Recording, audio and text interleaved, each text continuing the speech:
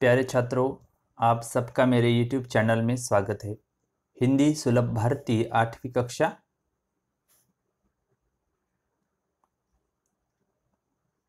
दूसरी इकाई का 5वां पाठ है, खेती से आई तब्दीलियाँ। पाठ लिखा है पंडित जवाहरलाल नेहरू। अब उनका परिचय करते हैं। उनका जन्म हुआ है 1889 में। इलाहाबाद उत्तर प्रदेश राज्य का यह एक शहर है और उनकी मृत्यु हुई है 27 मई 1964 नई दिल्ली में। परिचय: स्वतंत्र भारत के प्रथम प्रधानमंत्री पंडित जवाहरलाल नेहरू चिंतक, वक्ता, लेखक और विचारक थे। नेहरू जी ने आधुनिक भारत के निर्माण में महत्वपूर्ण भूमिका अदा की। आपने विज्ञान और प्रौद्योगिकी के विकास को प्रोत्साहित किया। प्रमुख कृतियाँ यानी उन्होंने लिखी हुई ग्रंथ संपदाएं: एक आत्मकथा, दुनिया के इतिहास का स्थूल दर्शन, भारत की खोज, पिता के पत्र पुत्री के नाम आदि। अब गद्य में क्या कहा गया है? गद्य संबंधी प्रस्तुत पत्र पंडित जवाहरलाल नेहरू ने अपनी पुत्री इंदिरा को लिखा है। इस पत्र में आदिम अवस्था से आगे बढ़कर खेती के माध्यम से हुए मानवीय सभ्यता के क्रमिक विकास को बताया गया है। यहाँ नेहरू जी ने अमीर गरीब के मानदंड एवं बचत प्रणाली को सुंदर ढंग से समझाया है।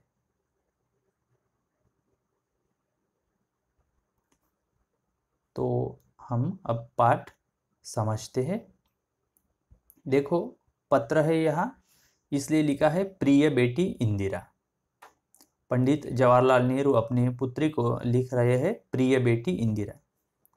अपने पिछले खत में मैंने कामों के अलग अलग किए जाने का कुछ हल बतलाया था। बिल्कुल शुरू में जब आदमी सिर्फ शिकार पर गुजर बसर करता था, काम बटे हुए न थे।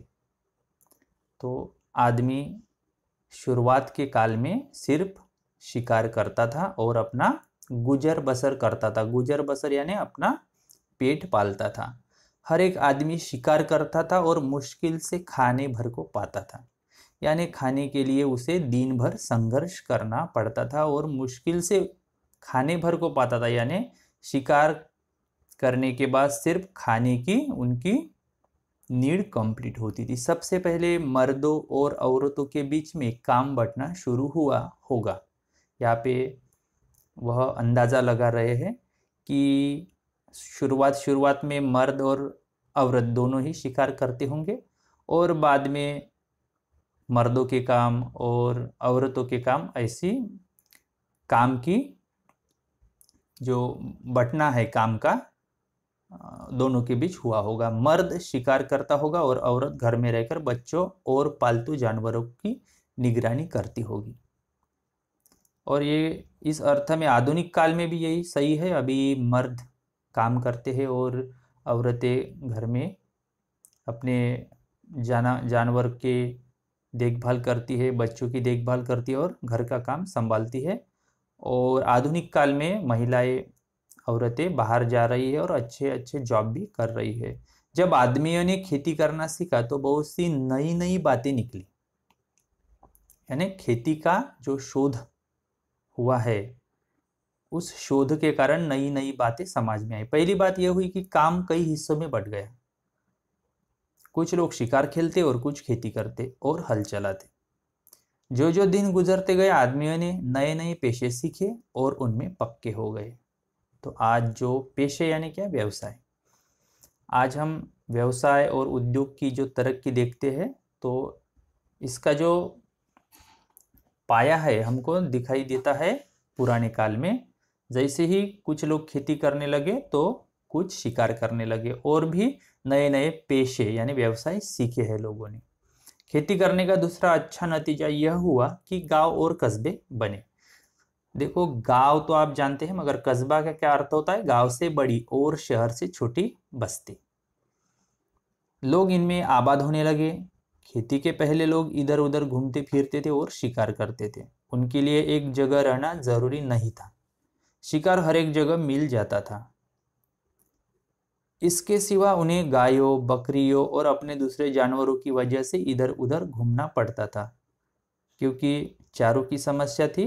तो जहाँ पे चारा मिलेगा वहीं पे वह अपने गायों और बकरियों को दे जाते थे। इन जानवरों के चराने के लिए चरागाहों की जरूरत थी। यहाँ पे देखो, चरागाह का मतलब होता है जानवरों के चरने की जगह। एक जगह कुछ दिनों तक चरने के बाद जमीन में जानवरों के लिए काफी घास पैदा नहीं होती थी और सारी जाति को दूसरी जगह जाना पड़ता था। तो आदिकाल के लोगों को क्यों घूमना पड़ता था, इसका कारण यहाँ पे लेखक ने दिया है कि काफी दिन एक ही जगह चरने के बाद वहाँ पे घास पैदा होना बंद हो जाती थी, इसलिए उन जानवरों को लेकर दूसरी जगह जाना पड़ता था। जब लोगों को खेती करना आ गया तो उनका जमीन के पास रहना जरूरी हो गया। जमीन को जोत बोकर वे छोड़ नहीं सकते थे। उन्हें साल भर तक लगातार खेती का काम लगा ही रहता था और इस तरह गांव और शहर बन गए। तो आज जो हमारे गांव और शहर है ये कैसे बने, इसका कारण लेखक बता रहे हैं कि खेती के कारण ही लोग एक जगह ठहरे और पूरा वर्ष उनको खेती की देखभाल करनी पड़ती थी, तो एक जगह रुकना उनको आवश्यक था। तो इसी के कारण धीरे धीरे गांव बनते गए और गांव से बड़े शहर बन गए। दूसरी बड़ी बात जो खेती से पैदा हुई वह यह थी कि आदमी की जिंदगी ज्यादा आराम से कटने लगी। तो खेती के कारण एक जगह रहना पड़ता है, तो इसके कारण पहले तो गांव और शहर बने, ये एक बड़ी बात हो गई। और दूसरी बात यह हुई कि लोगों की जिंदगी आराम से कटने लगी। पहले तो पेट पालने के लिए दिन भर शिकार करनी पड़ती थी और यहाँ वहाँ घूमना पड़ता था, मगर जैसे ही वो खेती करने लगा तो जिंदगी में थोड़ा आराम आया। खेती से जमीन में अनाज पैदा करना सारे दिन शिकार खेलने से कहीं ज्यादा आसान था। इसके सिवा जमीन में अनाज भी इतना पैदा होता था कि जितना वे इसे सुरक्षित रखते थे।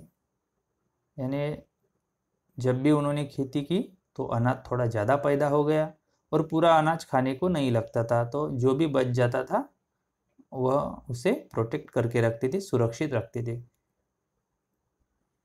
एक और मजे की बात सुनो, जब आदमी निपट शिकारी था तो वह कुछ जमा कर न सकता था या कर भी सकता था तो बहुत कम, किसी तरह पेट भर लेता था। देखो यहाँ पे निपट शिकारी यानी संपूर्ण शिकार पे ही उसका गुजरान था, उसकी गुजरान चलती थी, तो वह शिकार ज्यादा दिन तक नहीं रख सकता था, क्योंकि अगर वह मांस ज्यादा दिन रखेगा तो वह खराब हो जाएगा। उसके पास बैंक न थे जहाँ वह अपने रुपए व दूसरी चीजें रख सकता। उसे तो अपना पेट भरने के लिए रोज शिकार खेलना पड़ता था। खेती से उसे एक फसल में जरूरत से ज्यादा मिल जाता था, अतिरिक्त खाने को वह जमा कर देता था। इस तरह लोगों ने अतिरिक्त अनाज जमा करना शुरू किया। लोगों के पास अतिरिक्त अनाज इसलिए हो जाता था कि वह उससे कुछ ज्यादा मेहनत करते थे जितना सिर्फ पेट भरने के लिए जरूरी था। तुम्हें मालूम है कि आजकल बैंक खुले हुए हैं जहां लोग रुपए जमा करते हैं और चेक लिखकर निकाल सकते हैं। यह रुपया कहाँ से आता है? अगर तुम गौर करो तो तुम्हें मालूम होगा कि यह अतिरिक्त रुपया है, यानी ऐसा रुपया जिसे लोगों को एक बारगी खर्च करने की जरूरत नहीं है। तो लोगों के पास जो ज़्यादा पैसा बचता है वह उसे बैंक में रखते हैं। इसे वे बैंक में रखते वही लोग मालदार है जिनके पास बहुत सा अतिरिक्त रुपया है, और जिनके पास कुछ नहीं वे गरीब है। अब यहाँ पे लेखक ने गरीब और अमीर की व्याख्या की है। मालदार का मतलब क्या होता है? तो जिसके पास बहुत सारे रुपए है, संपत्ति है। आगे तुम्हें मालूम होगा कि यह अतिरिक्त रुपया आता कहाँ से है। इसका सबब यह नहीं है कि आदमी दूसरे से ज्यादा काम करता है और ज्यादा कमाता है, बल्कि आजकल जो आदमी बिल्कुल काम नहीं करता उसके पास तो बचत होती है, और जो पसीना बहाता है उसे खाली हाथ रहना पड़ता है। तो लेखक यहाँ पे कहते हैं कि इस समाज में बहुत ही विरोधाभासी परिस्थिति है। जो काम नहीं करता उसके पास बचत है यानी पैसा है, और जो काम कर रहा है, पसीना बहा रहा है, उनके पास पैसा नहीं है। और आज भी प्यारे छात्रों ऐसी ही परिस्थिति है। कितना बुरा इंतजाम है। बहुत से लोग समझते हैं कि इसी बुरे इंतजाम के कारण दुनिया में आजकल इतने गरीब आदमी हैं, और इसी के कारण यानी जो काम करते हैं उनके पास पैसा नहीं है तो वो गरीब बन गए, और जो काम नहीं करते वो अपनी बुद्धि से ज़्यादा पैसा कमाते हैं, और ये जो व्यवस्था है इसे कहते हैं वह बुरा इंतज़ाम है, अच्छी व्यवस्था नहीं है। इसी के कारण गरीब और अमीर ऐसा भेदभाव पैदा हो गया। अभी शायद तुम यह बात समझ न सको, इसलिए इसमें सिर न खपाओ। सिर न खपाओ यानी बहुत जल्दी लगाना, यानी समझने की ज़्यादा कोशिश न करना। थोड़े दिनों में तुम इसे समझने लगोगे। इस वक्त तुम्हें इतना ही जानना पर्याप्त है कि खेती से आदमी को उससे ज़्यादा खाना मिलने लगा जितना वह खा नहीं सकता था, यह जमा कर लिया जाता था। यहाँ पे लेखक कहते हैं कि खेती के कारण जो शिकार से समस्या पैदा होती थी कि रोज शिकार करना पड़ता था, क्योंकि रोज खाने का इंतजाम करना ज़रूरी था। मगर खेती के कारण यह कम हो गया और वह जो ज़्यादा पैदा अनाज होता था उसे बचाने लगा। उस जमाने में न रुपए थे न बैंक। जिनके पास बहुत सी गायें, भेड़ें, ऊंट या अनाज होता था वे ही अमीर कहलाते थे। तो अब हम वर्तमान समाज में किसे अमीर कहते हैं? जिनके पास ज़्यादा सोना है, ज़्यादा पैसे है, जिनका बड़ा घर होता है, कार होता है। मगर जो पुराना काल था तो उस वक्त न बैंक था ना पैसे थे, तो उस वक्त जिनके पास गायें थी, भेड़ें, ऊंट या अनाज होता था उसे अमीर कहलाते थे।